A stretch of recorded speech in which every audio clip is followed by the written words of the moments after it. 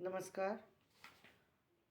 MHD 6 के अंतर्गत आज हम जानेंगे रीतिकालीन श्रृंगारिकता का आधार क्या था। तो रीति काव्य की प्रतिपादन शैली काव्य शास्त्रीय थी। उसका आधार मुख्य रूप से काव्य शास्त्रीय था, क्योंकि आचार्य ग्रंथों की हिंदी में एक नई परंपरा की शुरुआत हुई। बेशक वो शुरुआत अनुवाद से ही हुई है।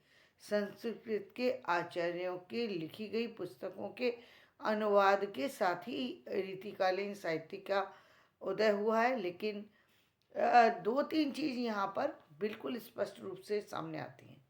पहली बात यह कि रीतिकालीन काव्य में गृहस्थ जीवन का जो राजकीय जो जो इस माया और मोह के जाल से हटकर के व्यक्ति भक्ति काल की तरफ प्रेरित हुआ था, उस परंपरा से वापस से इस रीति काल में मुड़ा है। तीसरी बात, उसके काव्य के जो आधार बिंदु थे वो अब बदल चुके हैं।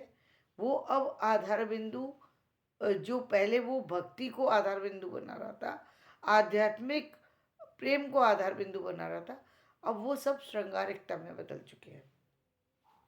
श्रृंगार जो है यानी वो एक जो है शारीरिक सौंदर्य से सामाजिक सौंदर्य से जुड़ चुके, जो कि सांसारिक सौंदर्य है सामाजिक उससे जुड़ चुके हैं।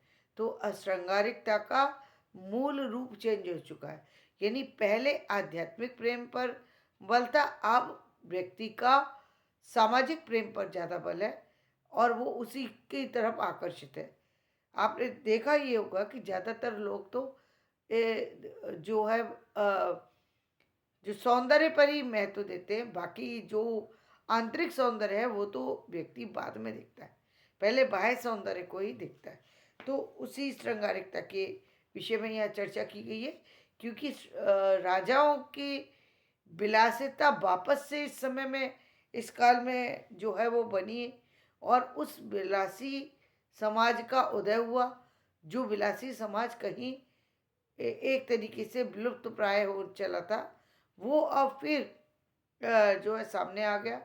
फिर लोग राज दरबार की शोभा बनने लगे। जो कवि थे वो राज दरबार की शोभा बनने लगे। और उसके साथ साथ अब एक परंपरा ये भी निकल कि कैसे किसी को मतलब ये कैसे हम पता करें कि कौन सर्वश्रेष्ठ लेखक है। इसी परंपरा के तहत जो है लोगों ने प्रबंध काव्य, खंड काव्य और मुक्तक काव्य की को जन्म दिया। और मुक्तक इनमें जो है श्रेष्ठता सिद्ध करने की होड़ में ये काव्य लिखे गए हैं। तो इस काव्य में जो बाहरी पक्ष है वो तो उसकी खूबसूरती पर बहुत अधिक ध्यान दिया गया है। हाँ, ये हम कह सकते हैं कि उसका आंतरिक पक्ष भी कमज़ोर नहीं है, लेकिन भक्ति साहित्य का जो सौंदर्य है वो अलग तरीके का है और जो रीतिकालीन सौंदर्य है वो एक अलग तरीके का सौंदर्य है। रीतिकालीन कविता दरबारी या सामंती परिवेश की देन है। उसमें विलासिता वृत्ति की प्रमुख थी, जिसके अनुरूप श्रृंगार रस और नायिका भेद का विस्तार हुआ है।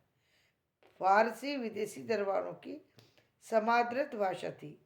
उनका उसका साहित्य भी अधिकांशतः श्रृंगार परक है। यानी उस समय केवल हिंदी लोक भाषा में कविताएं नहीं रची गई हैं, बल्कि फारसी वगैरह में भी, उर्दू वगैरह में भी जो है रचनाएं लिखी गई हैं वो सब भी विलासिता से परिपूर्ण है। जो लोग उर्दू पढ़ सकते हैं, उन्होंने पढ़ा होगा तो उनको इस चीज़ का पता है। उसने हिंदी श्रृंगारिकता को और भी प्रोत्साहन दिया। प्रक्रिया प्रेम और प्रेम वैषम्य उसी परंपरा की देन है। रीति काव्य मुक्तकों में निर्मित हुआ। इस शैली में श्रृंगार परक वर्णन, वैदिक साहित्य, लौकिक साहित्य, प्राकृत के गाथा साहित्य, अपभ्रंश के दुआ साहित्य और आदिकाल की वीर गाथाओं में भी जो अधिकांश परंपराएं मिलती थी वो सब परंपराएं इसमें वापस से हमें दिखाई देती हैं। विविध ललित कलाओं जैसे मूर्ति, चित्रकला, संगीत कला आदि का भी इसमें बाहुल्य देखा जा सकता है। आधुनिक युग के मान्य आलोचकों आचार्य रामचंद्र शुक्ल, पंडित विश्वनाथ